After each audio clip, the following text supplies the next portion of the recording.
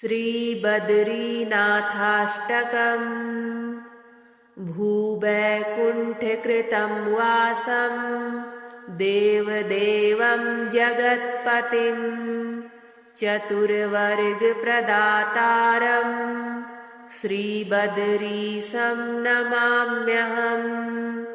तापत्रयहरं साक्षात् शान्तिपुष्टिबलप्रदं परमानन्ददातारं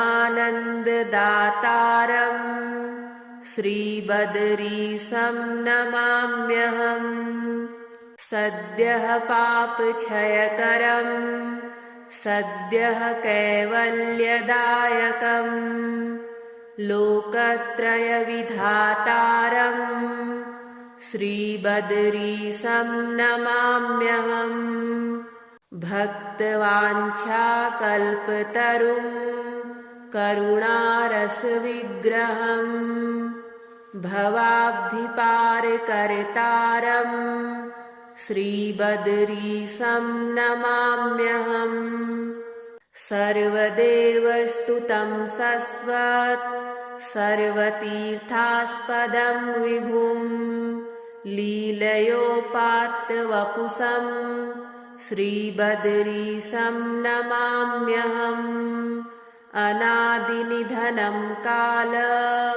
कालं भीमयमच्युतं सर्वाश्चर्यमयं देवं श्रीबद्रीशं नमाम्यहम्। गन्धमादनकूटस्थं नरनारायणात्मकं बद्रीखण्डमध्यस्थं श्रीबद्रीशं नमाम्यहम्।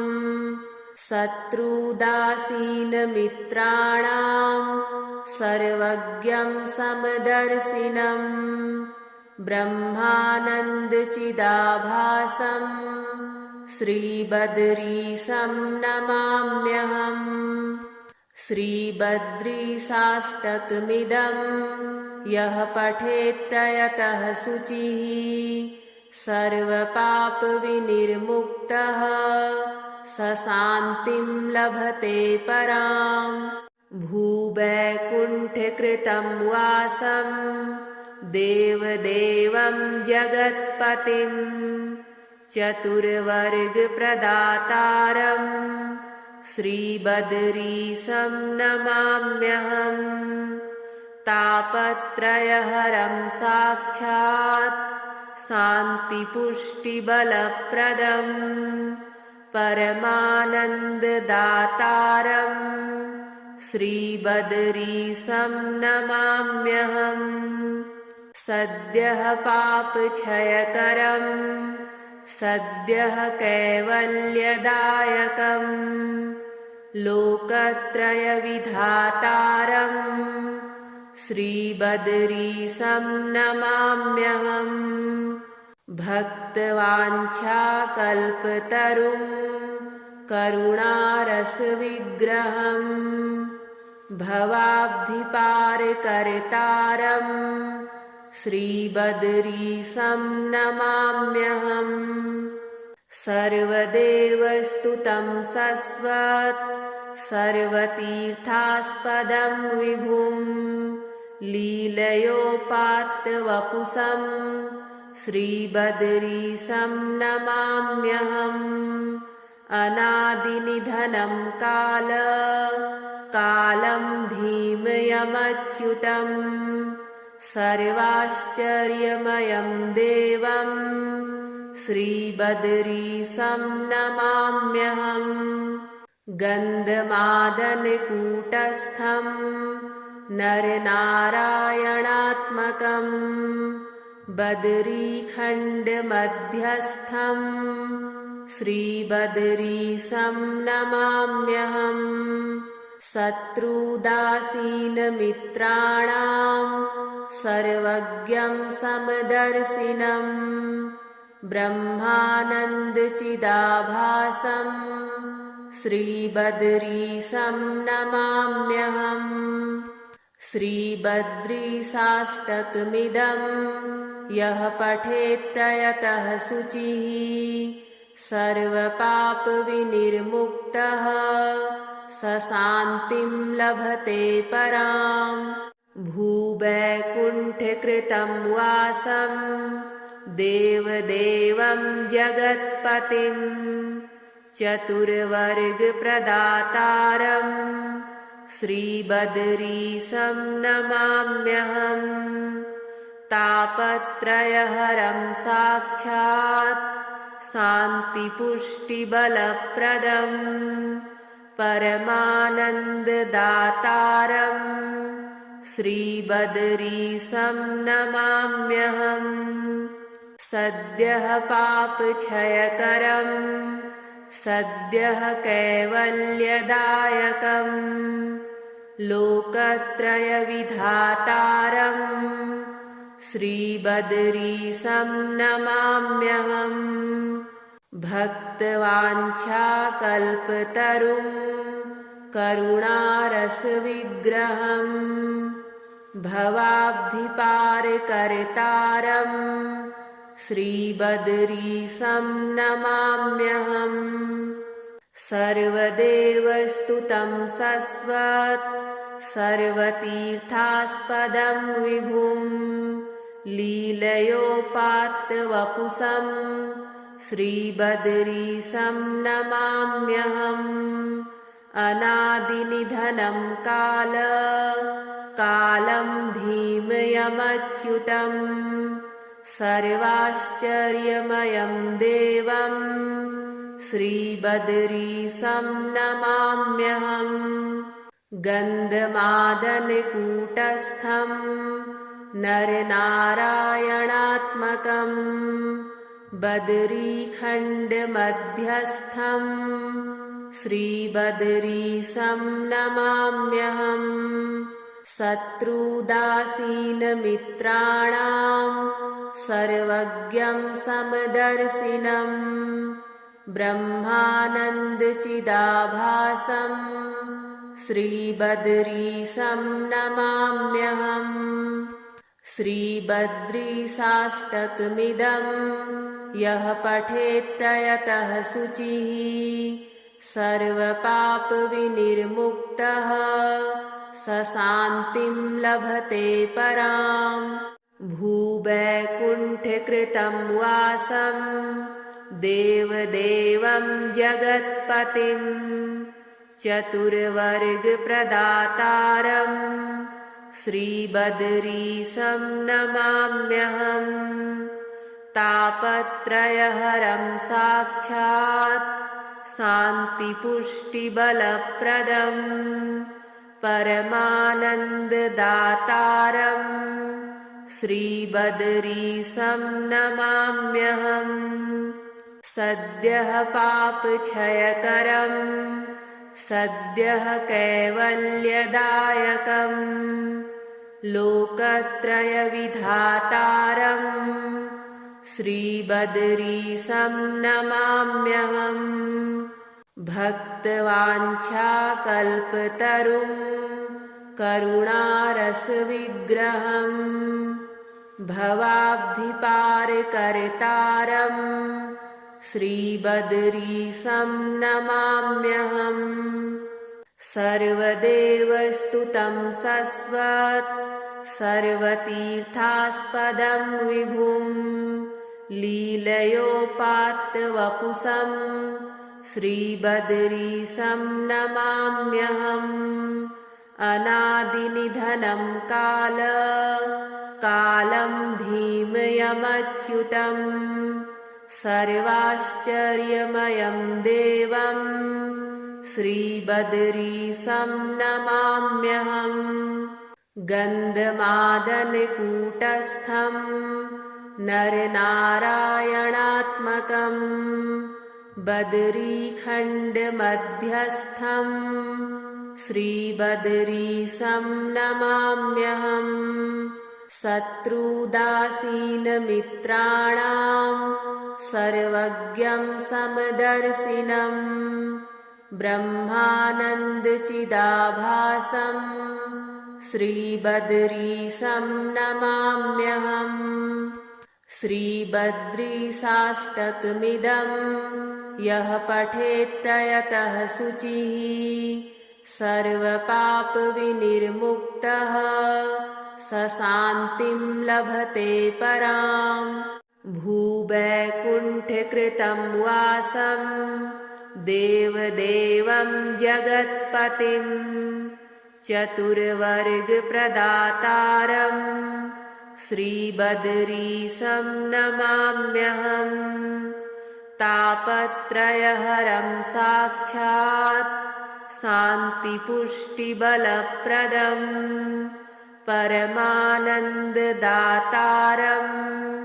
श्रीबद्रीशं नमाम्यहम्। सद्यः पापक्षयकरं सद्यः कैवल्यदायकं लोकत्रयविधातारं श्रीबद्रीशं नमाम्यहम्। भक्तवाञ्छाकल्पतरुं करुणारसविग्रहं भवाब्धिपारकर्तारं श्रीबद्रीशं नमाम्यहम्। सर्वदेवस्तुतं सस्वत् सर्वतीर्थास्पदं विभुं लीलयोपात्तवपुषं श्रीबद्रीशं नमाम्यहम्। अनादिनिधनं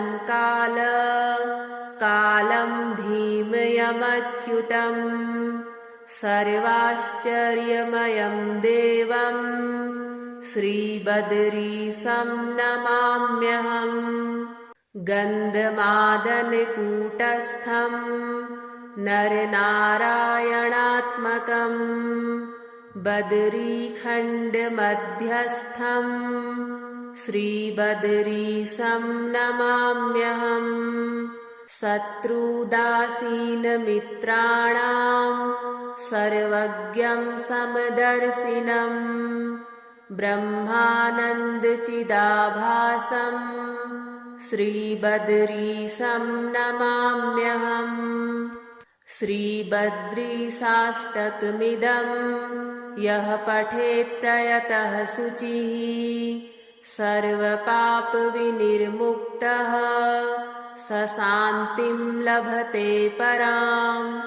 भूवैकुण्ठकृतं वासं देवदेवं जगत्पतिं चतुर्वर्गप्रदातारं श्रीबद्रीशं नमाम्यहम्। तापत्रयहरं साक्षात् शान्तिपुष्टिबलप्रदं परमानन्ददातारं श्रीबद्रीशं नमाम्यहम्। सद्यः पापक्षयकरं सद्यः कैवल्यदायकं लोकत्रयविधातारं श्रीबद्रीशं नमाम्यहम्। भक्तवाञ्छाकल्पतरुं करुणारसविग्रहं भवाब्धिपारकर्तारं श्रीबद्रीशं नमाम्यहम्। सर्वदेवस्तुतं सस्वत् सर्वतीर्थास्पदं विभुं लीलयोपात्तवपुषं श्रीबद्रीशं नमाम्यहम्। अनादिनिधनं कालं भीमयमच्युतं सर्वाश्चर्यमयं देवं श्रीबद्रीशं नमाम्यहम्। गन्धमादनकूटस्थं नरनारायणात्मकं बद्रीखण्डमध्यस्थं श्रीबद्रीशं नमाम्यहम्। शत्रुदासीनमित्राणां सर्वज्ञं समदर्शिनं ब्रह्मानन्दचिदाभासं श्रीबद्रीशं नमाम्यहम्। श्रीबद्रीशाष्टकमिदं यः पठेत् प्रयतः शुचिः सर्वपापविनिर्मुक्तः स शान्तिं लभते पराम्। भूवैकुण्ठकृतं वासं देवदेवं जगत्पतिं चतुर्वर्गप्रदातारं श्रीबद्रीशं नमाम्यहम्। तापत्रयहरं साक्षात् शान्तिपुष्टिबलप्रदं परमानन्ददातारं श्रीबद्रीशं नमाम्यहम्। सद्यः पापक्षयकरं सद्यः कैवल्यदायकं लोकत्रयविधातारं श्रीबद्रीशं नमाम्यहम्। भक्तवाञ्छाकल्पतरुं करुणारसविग्रहं भवाब्धिपारकर्तारं श्रीबद्रीशं नमाम्यहम्। सर्वदेवस्तुतं सस्वत् सर्वतीर्थास्पदं विभुं लीलयोपात्तवपुषं श्रीबद्रीशं नमाम्यहम्। अनादिनिधनं कालं भीमयमच्युतं सर्वाश्चर्यमयं देवं श्रीबद्रीशं नमाम्यहम्। गन्धमादनकूटस्थं नरनारायणात्मकं बद्रीखण्डमध्यस्थं श्रीबद्रीशं नमाम्यहम्। शत्रुदासीनमित्राणां सर्वज्ञं समदर्शिनं ब्रह्मानन्दचिदाभासं श्रीबद्रीशं नमाम्यहम्।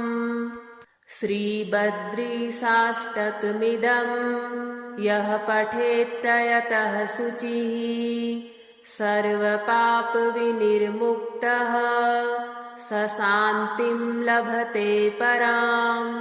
भूवैकुण्ठकृतं वासं देवदेवं जगत्पतिं चतुर्वर्गप्रदातारं श्रीबद्रीशं नमाम्यहम्। तापत्रयहरं साक्षात् शान्तिपुष्टिबलप्रदं परमानन्ददातारं श्रीबद्रीशं नमाम्यहम्। सद्यः पापक्षयकरं सद्यः कैवल्यदायकं लोकत्रयविधातारं श्रीबद्रीशं नमाम्यहम्। भक्तवाञ्छाकल्पतरुं करुणारसविग्रहं भवाब्धिपारकर्तारं श्रीबद्रीशं नमाम्यहम्। सर्वदेवस्तुतं सस्वत् सर्वतीर्थास्पदं विभुं लीलयोपात्तवपुषं श्रीबद्रीशं नमाम्यहम्। अनादिनिधनं कालं भीमयमच्युतं सर्वाश्चर्यमयं देवं श्रीबद्रीशं नमाम्यहम्। गन्धमादनकूटस्थं नरनारायणात्मकं बद्रीखण्डमध्यस्थं श्रीबद्रीशं नमाम्यहम्। शत्रुदासीनमित्राणां सर्वज्ञं समदर्शिनं ब्रह्मानन्दचिदाभासं श्रीबद्रीशं नमाम्यहम्। श्रीबद्रीशाष्टकमिदं यः पठेत् प्रयतः शुचिः सर्वपापविनिर्मुक्तः स शान्तिं लभते पराम्।